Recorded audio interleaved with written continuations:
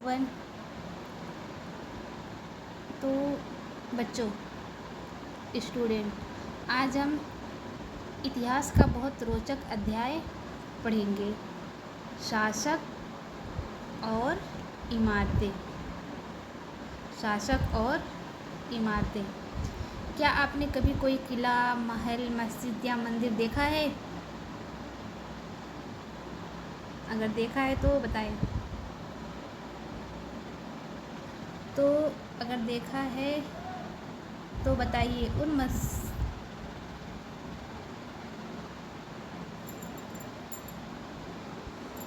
उन इमारतों को किसने बनवाया? जैसे दिल्ली का लाल किला, जामा मस्जिद, ये सब इमारतें किसने बनवाया और क्यों बनवाया? आज हम जानेंगे कि पुराने शासक इमारतें क्यों बनवाते थे, उनकी वास्तुकला कैसी थी और समय के साथ निर्माण शैली में क्या बदलाव आए। तो बच्चों, शासक इमारतें क्यों बनवाते थे? शासक इमारतें इसलिए बनवाते थे ताकि उनकी शक्ति और वैभव को दुनिया देखे। और मस्जिद, मंदिर का निर्माण करवाते थे जिससे धार्मिक कार्य हो। ये धार्मिक कार्यों के लिए भी इमारतों का निर्माण करवाते थे। तीसरी है जनता की सुविधा के लिए। ये जनता की सुविधा के लिए भी इमारतों का निर्माण करवाते थे और अपनी याद को अमर बनाने के लिए, जैसे हुमायूं का मकबरा, ये सब और इमारतें बनवाते थे अपनी याद को अमर बनाने के लिए। जैसे आज बड़े बड़े सरकारी भवन बनते हैं, तो वैसे ही पहले राजा किले, मस्जिद, मकबरे और महल बनवाते थे।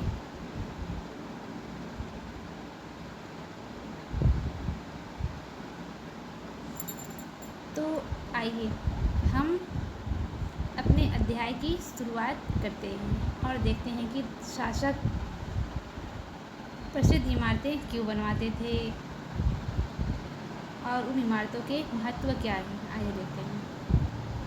कुतुब मीनार के पहले छज्जे को प्रदर्शित करता है। कुतुबुद्दीन ऐबक ने लगभग 1199 में इसका निर्माण करवाया था। कुतुब मीनार का निर्माण कुतुबुद्दीन ऐबक ने कब करवाया था? 1199 में। छज्जे के नीचे छोटे मेहराब तथा ज्यामितीय रूपरेखाओं द्वारा निर्मित नमूने को देखें। क्या आपको छज्जे के नीचे अभिलेखों की 2 पट्टियाँ दिखाई दे रही हैं?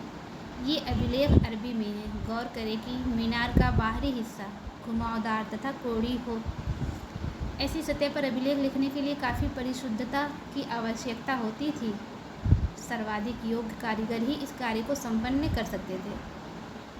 तो याद रखें कि 800 वर्ष पूर्व केवल कुछ ही इमारतें पत्थर या ईंटों की बनी होती थी।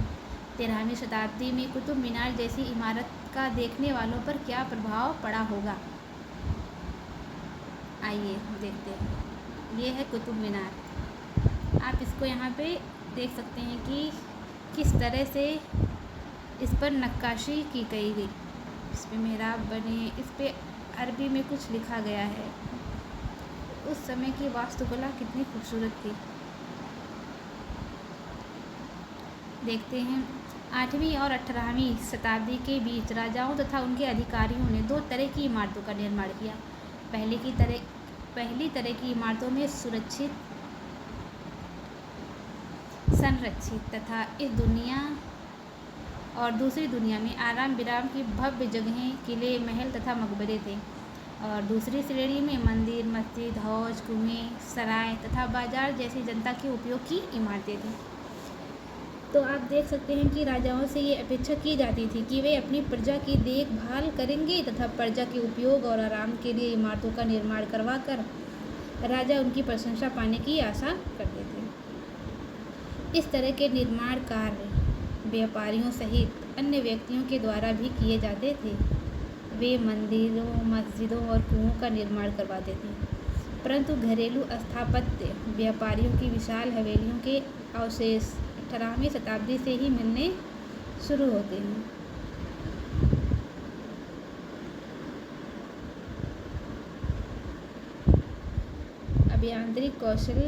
अभियांत्रिकी कौशल तथा निर्माण कार्य। स्मारकों से हमें उनके निर्माण में प्रयुक्त शिल्प विज्ञान का भी पता चलता है। आप छत का ही उदाहरण ले लीजिए। हम 4 दीवारों के आर पार लकड़ी की सहतीरों अथवा एक पत्थर की पट्टियाँ रखकर छत बना सकते हैं, लेकिन ये कार्य उस समय बहुत कठिन हो जाता था जब हम एक विस्तृत अधिरचना वाले विशाल कक्ष का निर्माण करना चाहते हैं। इसके लिए अधिक परिष्कृत कौशल की ज़रूरत होती है। आप यहाँ पे देख सकते हैं कि कितने प्रशिक्षित तरीके से इसका निर्माण किया गया है।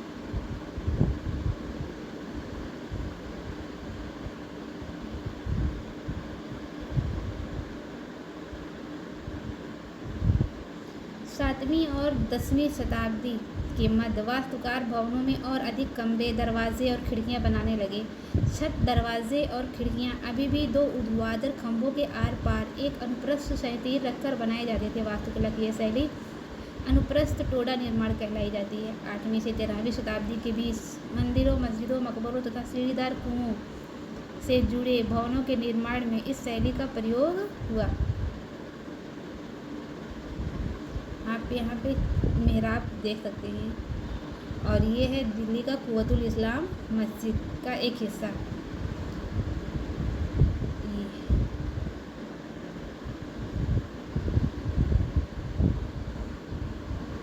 ये टोडा तकनीक से बना है। आप यहाँ पे देख सकते हैं 11वीं शताब्दी के प्रारंभ में मंदिर निर्माण। चित्र 3 का शिव की स्तुति में बनाए गए कांद्रिया महादेव मंदिर का निर्माण चंदेल राजवंश के राजा धंगदेव द्वारा 999 में किया गया। चित्र खा देखिए, मंदिर की योजना है। एक अलंकृत द्वार से इसके प्रवेश भाग और मुख्य सभा भवन महामंडप, जहां नृत्य का आयोजन होता था, तक पहुंचा जाता।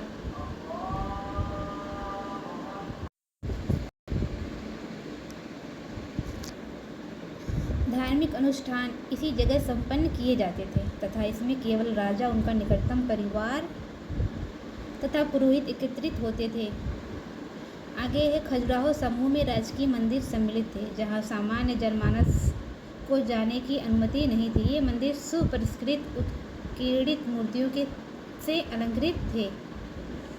चित्र 4 देखिए आप। तंजावुर के राजराजेश्वर मंदिर का शिखर उस समय के मंदिर में सबसे ऊंचा था। इसका निर्माण कार्य आसान नहीं था क्योंकि उन दिनों कोई क्रेन नहीं था। शिखर के शीर्ष पर 90 टन का पत्थर ले जाना इतना भारी होता था कि उसे व्यक्ति अपने आप उठाकर नहीं ले जा सकते थे। इसलिए इस काम के लिए वास्तुकारों ने मंदिर के शीर्ष तक पहुंचने के लिए चढ़ाईदार रास्ता बनवाया। रोलरों द्वारा भारी पत्थरों का इस रास्ते से ऊपर ले जाया गया। इस काम के लिए 4 किलोमीटर से ज़्यादा लंबा पथ तैयार किया जाता था, जिससे चढ़ाई बहुत खड़ी ना हो। मंदिर बन जाने के बाद इसे गिरा दिया गया, लेकिन उस क्षेत्र के लोगों ने मंदिर निर्माण के अनुभव को काफ़ी लंबे समय तक याद रखा। आज भी मंदिर के पास के एक गांव को चारूपल्लम कहा जाता है, जिसका शाब्दिक अर्थ है चढ़ाईदार रास्ते का गांव।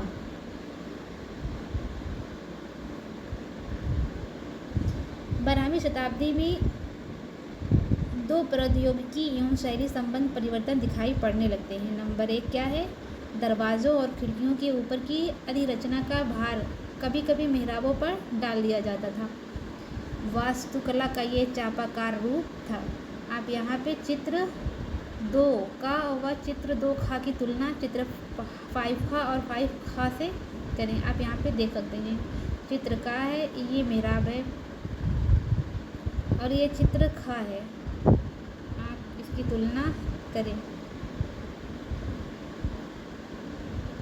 आगे है निर्माण कार्य में चूना पत्थर सीमेंट का प्रयोग बढ़ गया है। ये उच्च श्रेणी की सीमेंट होती थी जिसमें पत्थर के टुकड़ों के मिलाने से कंक्रीट बनती थी। इसकी वजह से विशाल ढांचों का निर्माण सरलता और तेजी से होने लगा। चित्र 6 में निर्माण स्थल पर एक नज़र डालें।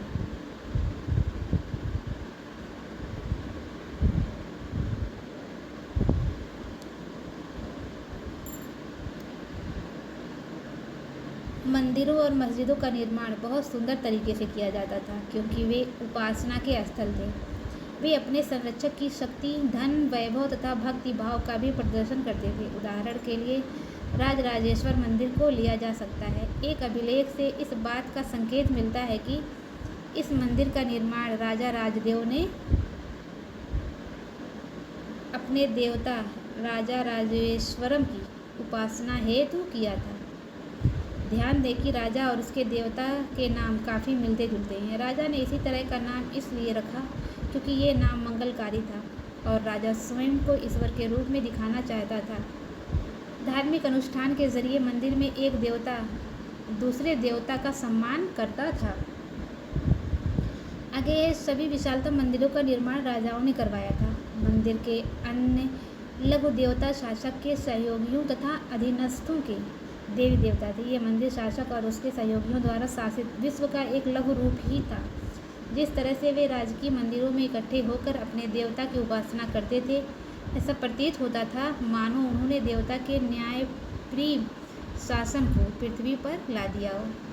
मुसलमान सुल्तान तथा बादशाह स्वयं को भगवान के अवतार होने का दावा तो नहीं करते थे, किंतु फारसी दरबारी इतिहास में सुल्तान को वर्णन अल्लाह की परछाई के रूप में हुआ है। दिल्ली की एक मस्जिद के अभिलेख से पता चलता है कि अल्लाह ने अलाउद्दीन को, ये दिल्ली का जामा मस्जिद है, आप देख सकते हैं,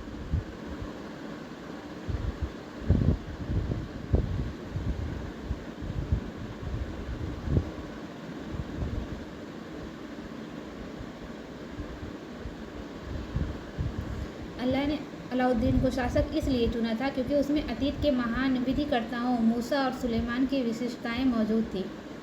सबसे महान विधिकर्ता और वास्तुकार अल्लाह स्वयं था। उसने अव्यवस्था को दूर करके विश्व का सृजन किया तथा एक व्यवस्था और संतुलन कायम किया। सत्ता में आने पर प्रत्येक राजवंश के राजा ने शासक होने के अपने नैतिक अधिकार पर और जोर डाला। उपासना के स्थानों के निर्माण में शासक को ईश्वर के साथ अपने घनिष्ठ संबंध की उद्घोषणा करने का मौका दिया। ऐसी उद्घोषणाएं तेजी से बदलती राजनीति के संदर्भ में महत्व ग्रहण कर लेती थीं। शासकों ने विद्वान तथा धर्मनिष्ठ व्यक्तियों को भी आश्रय प्रदान किया। अपनी राजधानियों तथा नगरों को महत्वपूर्ण सांस्कृतिक केंद्रों के रूप में परिवर्तन करने का प्रयास किया। इन सबसे उनके शासन तथा राज्य को ख्याति मिली।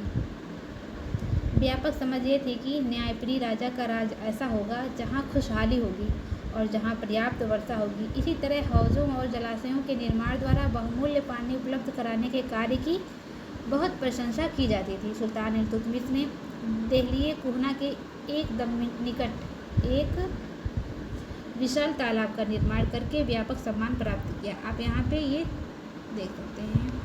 चित्र 8 हरमंदिर साहिब स्वर्ण मंदिर और उसका पवित्र सरोवर।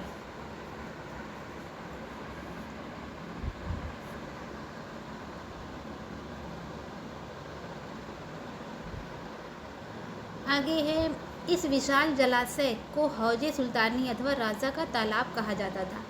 क्या आप इसे अध्याय 3 के मानचित्र 1 में ढूंढ सकते हैं? शासक प्रायः सामान्य लोगों के लिए बड़े और छोटे हौजों और तालाबों का निर्माण कराते थे। कभी कभी वे किसी मंदिर, मस्जिद अथवा गुरुद्वारे का हिस्सा होते थे, जो कि ये गुरुद्वारा है, देख लीजिए। आइए आगे देखते हैं मंदिरों को क्यों नष्ट किया गया। राजा मंदिरों का निर्माण अपनी शक्ति, धन संपदा और ईश्वर के प्रति निष्ठा के प्रदर्शन हेतु करते थे। ऐसे में ये बात आश्चर्यजनक नहीं लगती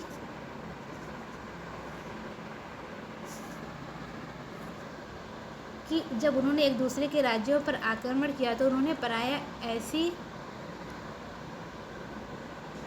इमारतों पर निशाना साधा। 9वीं शताब्दी के आरंभ में जब पांड्यन राजा श्रीवल्लभ ने श्रीलंका पर आक्रमण कर राजा सेन प्रथम 831 से 851 तक इसने शासन किया को पराजित किया था। उसके विषय में बौद्ध भिक्षु व इतिहासकार धम्मकित्ती ने लिखा है कि सारी बहुमूल्य चीज़ें वह ले गया। रत्न महल में रखा स्वर्ण की बनी बुद्ध की मूर्ति और विभिन्न मठों में रखी सोने की प्रतिमाएं, इन सभी को उसने जब्त कर लिया। सिंहली शासक के आत्माभिमान के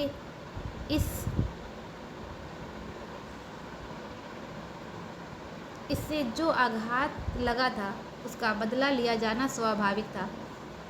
अगले सिंहली शासक सेन द्वितीय ने अपने सेनापति को पांड्यों की राजधानी मदुरई पर आक्रमण करने का आदेश दिया।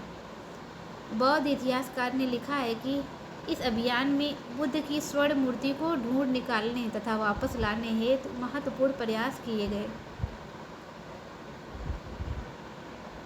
इसी तरह 11वीं शताब्दी के आरंभ में जब चोल राजा राजेंद्र प्रथम ने अपनी राजधानी में शिव मंदिर का निर्माण करवाया था तो उसने प्राचीन शासकों से जब्त की गई उत्कृष्ट प्रतिमाओं से इसे भर दिया। एक अधूरी सूची में निम्न चीज़ें सम्मिलित थीं: चालुक्यों से प्राप्त एक सूर्य पीठिका का एक गणेश मूर्ति तथा दुर्गा की कई मूर्तियाँ, पूर्वी चालुक्यों से प्राप्त एक नंदी मूर्ति, उड़ीसा के कलिंगों से प्राप्त भैरव शिव का एक रूप तथा भैरवी की एक प्रतिमा तथा बंगाल के पालों से प्राप्त काली की मूर्ति।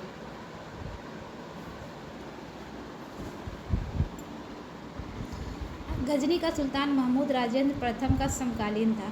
भारत में अपने अभियानों के दौरान उसने पराजित राजाओं के मंदिरों को अपवित्र किया तथा उसके धन और मूर्तियों को लूट लिया। उस समय सुल्तान महमूद कोई बहुत महत्वपूर्ण शासक नहीं था, लेकिन मंदिरों को नष्ट करके, खास तौर से सोमनाथ का मंदिर, उसने एक महान इस्लामी योद्धा के रूप में श्रेय प्राप्त करने का प्रयास किया। मध्ययुगीन राजनीतिक संस्कृति में ज़्यादातर शासक अपने राजनैतिक बल व सैनिक सफलता का प्रदर्शन पराजित शासकों के उपासना स्थलों पर आक्रमण करके और उन्हें लूट कर करते थे। बाग, मकबरे तथा किले। आइए देखते हैं कि बाग, मकबरे तथा किले क्या है। मुगलों के अधीन वास्तुकला और अधिक जटिल हो गई। बाबर, हुमायूं, अकबर, जहांगीर और विशेष रूप से शाहजहां साहित्य कला और वास्तुकला में व्यक्तिगत रुचि लेते थे। अपनी आत्मकथा में बाबर ने औपचारिक बागों की योजनाओं और उनके बनाने में अपनी रुचि का वर्णन किया है। अक्सर ये बाग दीवार से घिरे होते थे तथा कृत्रिम नहरों द्वारा 4 भागों में विभाजित आयताकार अहाते में स्थित थे। औपचारिक बागों की योजनाओं और उनके बनाने तथा खाका तैयार करने में बाबर ने अपनी रुचि का वर्णन किया है। 4 समान हिस्सों में बटे होने के कारण ये 4 बाग कहलाते थे। 4 बाग बनाने की परंपरा अकबर के समय से शुरू हुई। कुछ सर्वाधिक सुंदर बाग 4 बाग को कश्मीर, आगरा और दिल्ली में जहांगीर और शाहजहां ने बनवाया था। आगे अकबर के शासनकाल में कई तरह के महत्वपूर्ण वास्तुकलात्मक नवाचार हुए। इनकी प्रेरणा अकबर के शिल्पियों ने उसके मध्य एशियाई पूर्वज तैमूर के मकबरे से ली। हुमायूं के मकबरे में सबसे पहली बार दिखने वाला केंद्रीय गुंबद, जो बहुत ऊंचा था, और ऊंचा मेहराबदार प्रवेश द्वार मुगल वास्तुकला के महत्वपूर्ण रूप बन गए।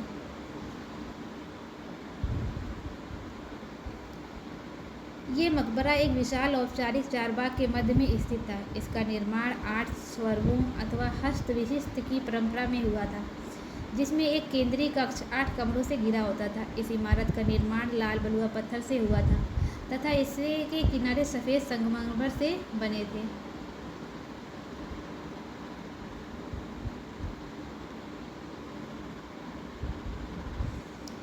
शाहजहां के शासनकाल के दौरान मुगल वास्तुकला के विभिन्न तत्व एक विशाल सद्भावपूर्ण संश्लेषण में मिला दिए गए। शाहजहां के शासन में अनवरत निर्माण कार्य चलते रहे, विशेष रूप से आगरा और दिल्ली में। सार्वजनिक और व्यक्तिगत सभा हेतु समारोहों, कक्षों, दीवाने खास और दीवाने आम की योजना बहुत सावधानीपूर्वक बनाई जाती थी। एक विशाल आंगन में स्थित ये दरबार चिहिल सुतून अथवा 40 खंभों के सभा भवन भी कहलाते थे। शाहजहां के सभा भवन विशेष रूप से मस्जिद से मिलते जुलते बनाए गए थे। उसका सिंहासन जिस मंच पर रखा था उसे प्रायः किबला, नमाज के दौरान मुसलमानों के सामने की दिशा कहा जाता था, क्योंकि जिस समय दरबार चलता था उस समय प्रत्येक व्यक्ति उस ओर ही मुँह करके बैठता था। इस वास्तुकलात्मक अभिलक्षणों का इस ओर इशारा था कि राजा पृथ्वी पर ईश्वर का प्रतिनिधि था। शाहजहाँ ने दिल्ली के लाल किले के अपने नवनिर्मित दरबार में राजकीय न्याय और शाही दरबार के अंतः संबंध पर बहुत बल दिया। बादशाह के सिंहासन के पीछे पितरादुरा के जड़ाऊ काम की एक श्रृंखला बनाई गई थी, जिसमें पौराणिक यूनानी देवता आर्फियस को वीणा बजाते हुए चित्रित किया गया था। ऐसा माना जाता था कि आर्फियस का संगीत आक्रामक जानवरों को भी शांत कर सकता था और वे शांतिपूर्वक एक दूसरे के साथ रहने लगते हैं। शाहजहाँ के सार्वजनिक सभा भवन का निर्माण ये सूचित करता था कि न्याय करते समय राजा ऊंचे और निम्न सभी प्रकार के लोगों के साथ समान व्यवहार करेगा और सभी सद्भाव के साथ रह सकेंगे। शासन के आरंभिक वर्षों में शाहजहाँ की राजधानी आगरा थी।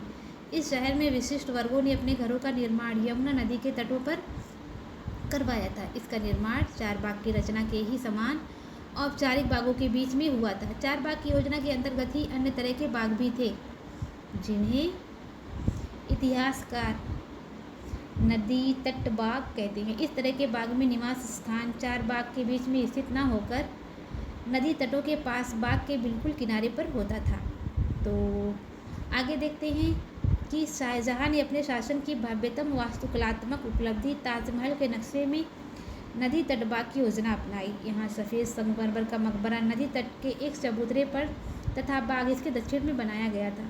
नदी पर सभी अभिजातों की पहुंच पर नियंत्रण हेतु शाहजहाँ ने इस वास्तुकलात्मक रूप को विकसित किया। दिल्ली में शाहजहानाबाद में उसने जो नया शहर निर्मित करवाया, उसमें शाही महल नदी पर स्थित था। केवल विशिष्ट कृपा प्राप्त अभिजातों जैसे उसके बड़े बेटे दारा सिकोह को ही नदी। आप यहाँ पे ताजमहल देख सकते हैं। ताजमहल का ये खूबसूरत दृश्य, जिसका निर्माण 1643 में पूरा हुआ था और इस शाहजहाँ ने इसको बनवाया था। किसकी याद में बनवाया था? अपनी वाइफ की याद में, मुमताज़ महल की याद में। आप यहाँ पे चित्र देख सकते हैं, चाहे तो आप इसका स्क्रीनशॉट भी ले सकते हैं।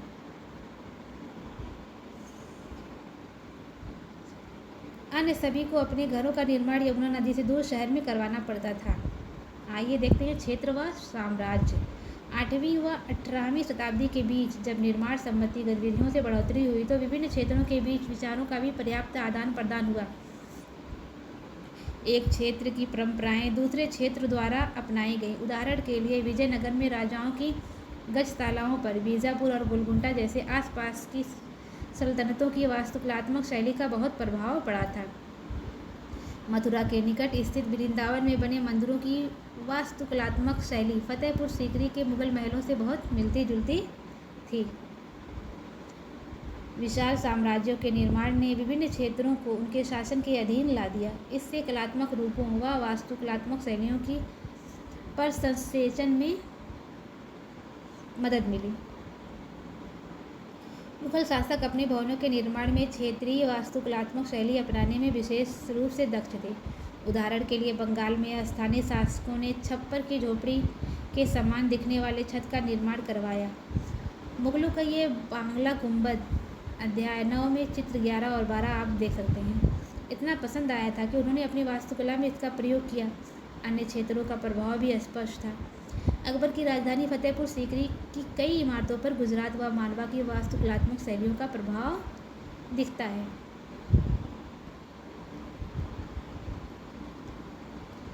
18वीं शताब्दी से मुगल शासक की सत्ता में धूमिल हो जाने के बाद भी उनके आश्रय में विकसित वास्तुकलात्मक शैली निरंतर प्रयोग में रही तथा अन्य शासकों ने जब भी स्वयं के राज्य स्थापित करने के प्रयास किए, ये शैली अपनाई। ये है फतेहपुर सीकरी के जोधाबाई महल में छत के विस्तार को संभालते अलंकृत स्तंभ। आप ये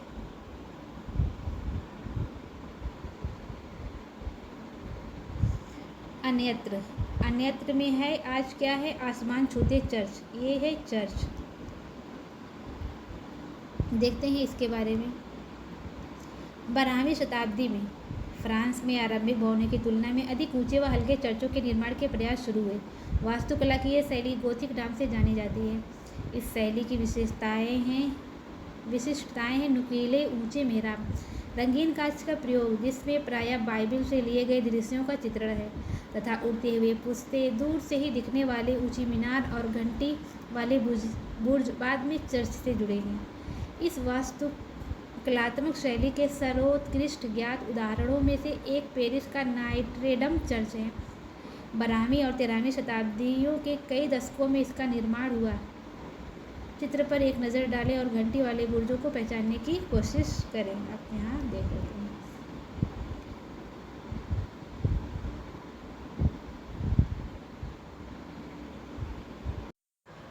तो ये रहा हमारा चैप्टर क्लोज। आगे है क्वेश्चन जो कि हम PY के थ्रू जानेंगे। तो बच्चों, आज हमने सीखा कि पुराने समय के शासक केवल राज करने के लिए ही प्रसिद्ध नहीं थे, बल्कि उन्होंने ऐसी सुंदर और विशाल इमारतें भी बनवाई जो आज हमारी इतिहास और संस्कृति की पहचान है।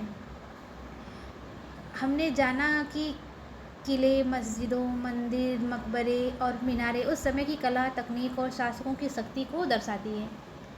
इन इमारतों से हमें उस दौर के समाज और संस्कृति के बारे में बहुत कुछ पता चलता है। इसलिए हमें अपने ऐतिहासिक स्मारकों की रक्षा करनी चाहिए, क्योंकि ये हमारे धरोहर हैं। अब बताइए, आज आपको कौन सी इमारत सबसे ज़्यादा रोचक लगी और क्यों? इसका उत्तर कमेंट बॉक्स में दीजिएगा। तो स्टूडेंट, अगली कक्षा में हम नए अध्याय के साथ फिर मिलेंगे। धन्यवाद। Bye bye class.